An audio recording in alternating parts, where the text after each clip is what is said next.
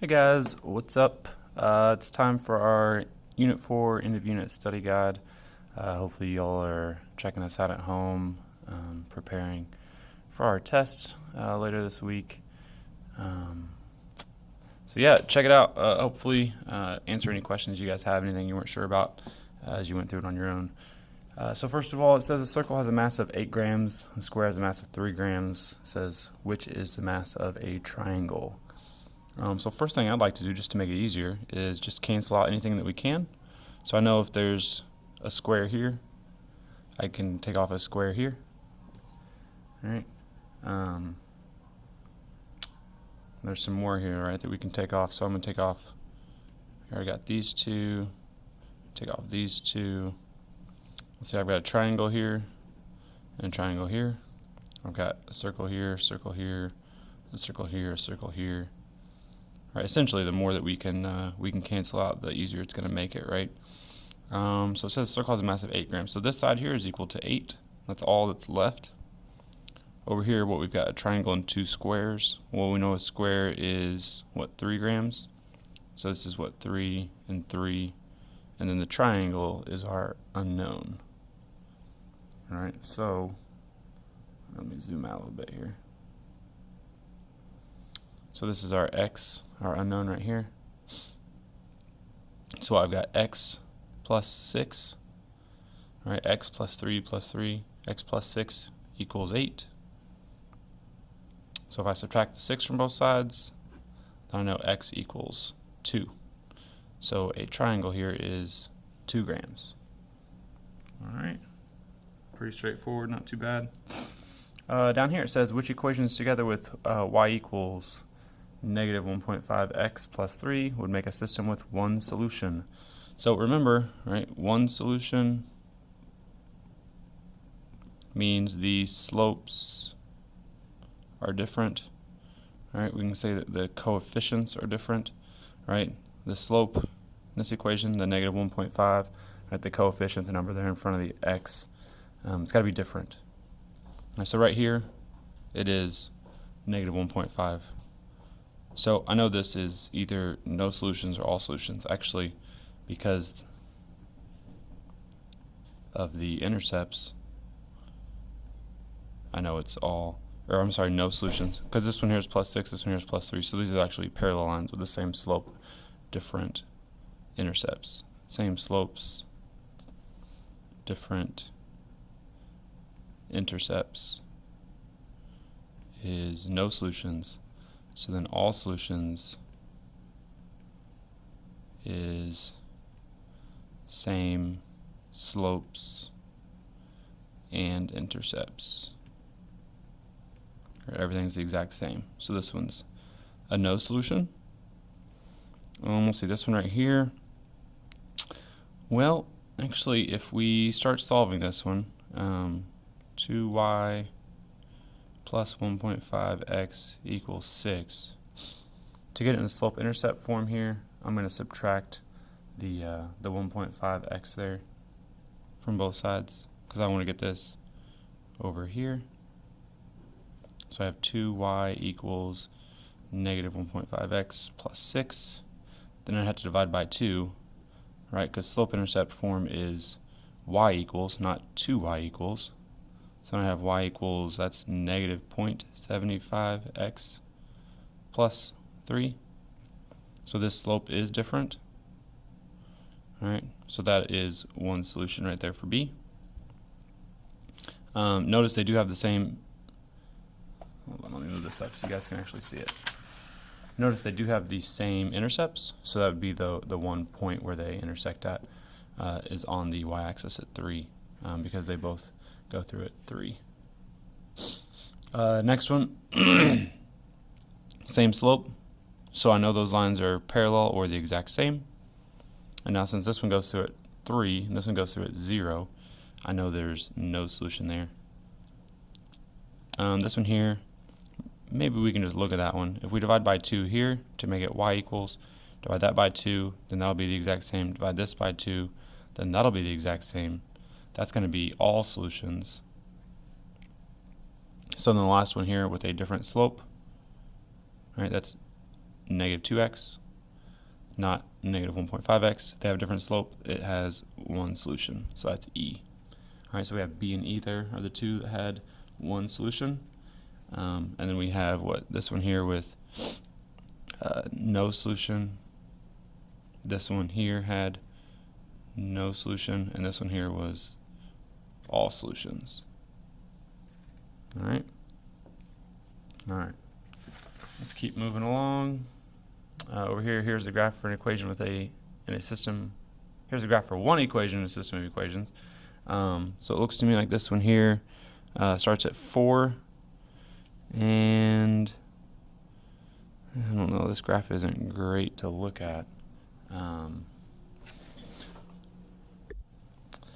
Unfortunately, it didn't copy real well, but we should have a point right here and a point right here. So that's going down 1, 2, 3, and right 1, 2, 3, 4. This is negative 3 over 4 is our slope. And it went through at 4, so that's plus 4. So y equals negative 3/4 x plus 4. It says select all the equations. It could be the other equation in the system. So it just has to go through here. It has to go through at 0, 4. Alright. So let's see, this one here, the intercept is 4, so that one does. The intercept here is 4.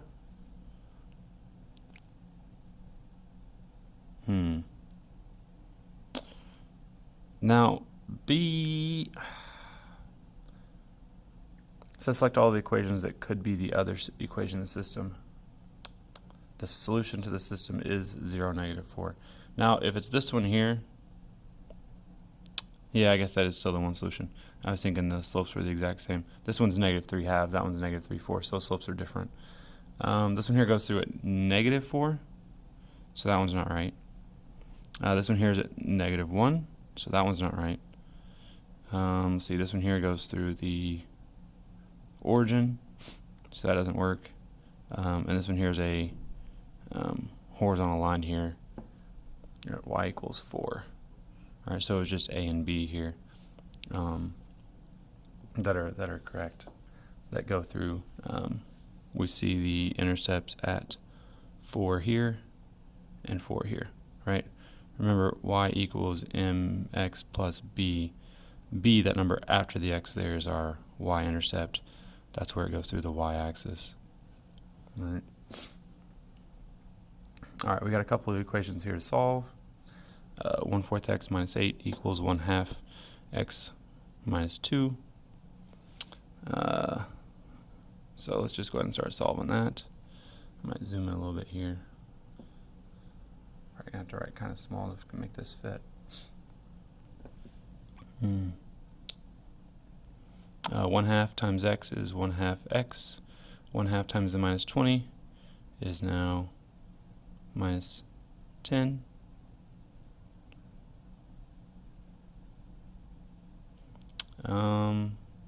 Subtract the 1/4 x.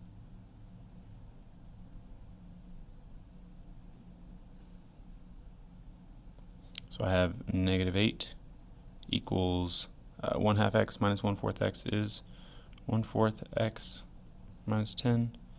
I'm going to add 10 to both sides. I'm going to, I guess, do that right over here now. So now I have what? Negative 8 plus 10 is 2. That's equal to my 1/4 x. Divide both sides by 1/4. So x equals 2 divided by 1/4 be the same as 2 times 4. That's 8. Alright, and that's all we have. We don't have a y value this time, so we're just solving for x. Same thing over here. We've got one without some fractions, so maybe, hopefully that'll be a little easier for folks. I'm going to start by adding 3x. So 15 equals, that's 8x minus 25. So I'm going to add 25 to both sides. So I get 40 equals 8x divided by the 8. X equals 5. Alright, so that does it for number 4. Now we have a system of equations to solve. So if this is y equals, I'm going to substitute that in right there for the y. So I'm going to start with my 2x plus 5, but now where the y is, I'm not putting a y, I'm putting this, because that's equal to y. So I have, in the parentheses, I have negative 1/5 x plus 10, and that's all equal to 40, so still taking that from the original equation. Right, so I'm using this equation, but right here where the y is, I'm putting what y is equal to in the other equation. Alright, so let's multiply through. Let's see, so we have 2x. 5 times negative 1/5 would be minus 1x, and then 5 times the plus 10 is plus 50 equals 40. Let's combine these like terms. 2x minus x is x, plus 50 equals 40. So I'll subtract 50. I get x equals negative 10. Alright, so my x value where these two lines intersect is at negative 10. I'm going to take that x value, I'm going to plug it back into my original equation. Again, you could plug that into either one of the equations. I think I'll plug it into the first one. I think most folks would probably prefer to plug it into the first one since it doesn't have any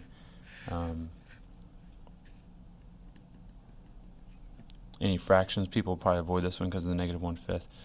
So 2 times now negative 10 is my x, plus 5y equals 40. 2 times negative 10 is negative 20, plus 5y equals 40. Add 20 to both sides. That gives me 5y equals 60. So I'll divide by my 5. Get y equals 12. Alright. Now, I should get the same thing if I use the other equation as well. So I'm just going to show you that also. So I have what y equals negative 1/5 times my x, which was negative 10, plus 10. So y equals negative 1/5 times negative 10, that's going to be 2, plus 10, y equals 12. Right, so either way we'd get y equals 12 here. Right, so we have our solution to the system is at negative 10, 12. Right. Typically we'd write the solution to a system of equations as an ordered pair. If you have the x value and the y value, I would absolutely count that as correct though. Right. Alright, so over here on the back, Andre and Elena are each saving money. Andre starts with $50 in savings account, adds $10 per week. Elena starts with $5 in her savings account and adds $15 for each week. It says after 4 weeks who has more money in their savings account. Explain how you know. Well, we could do that without writing equations, or we could do it with equations. I'm assuming most people would probably prefer not to use an equation for this. Andre starts with 50. Let's just solve Andre's real quick. So he's got $50 plus $10 per week. So plus 10 times, we're talking about 4 weeks here. All right, so if we're going to use 4 weeks, that's 4 times 10.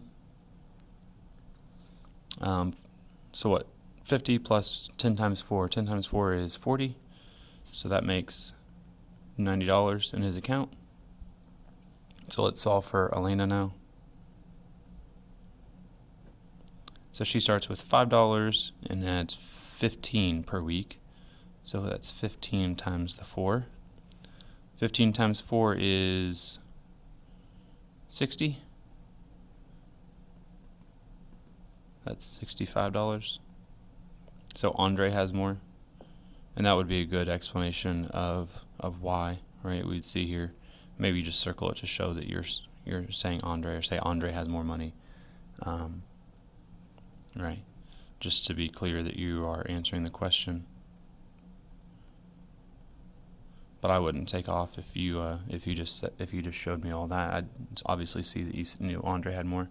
It says after how many weeks will they have the same amount? So now this is a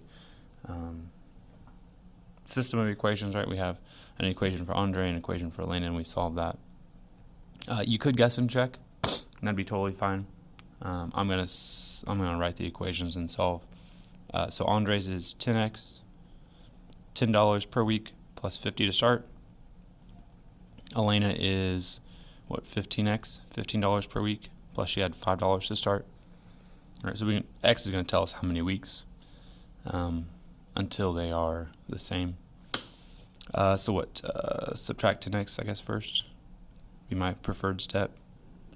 So I have 50 equals, that's 5x plus 5. Subtract the 5.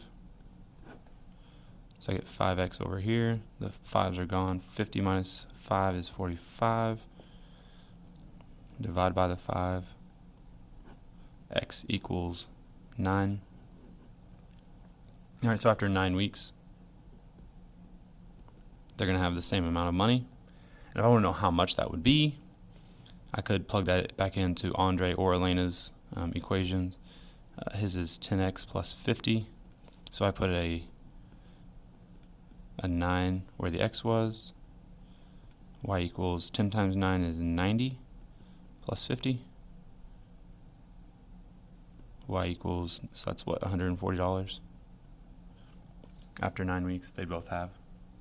All right, one more question, number 7. It says 60 people attended a game night. Everyone chooses to play Go Fish, a 3-player game, or Trouble, a 5-player game. Obviously, Go Fish doesn't have to be 3-player, but on this night it is. Trouble doesn't have to be a 5-player game, but on this night it is.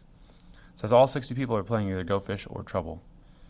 It says complete this table showing some possible combinations of the number of types of game being played. So if we have 9 games of Trouble being played, and that's 5 players each, 9, I'm just going to put my work here in parentheses, 9 times 5, that's 45 people. So I know over here I must have 15 people playing Go Fish.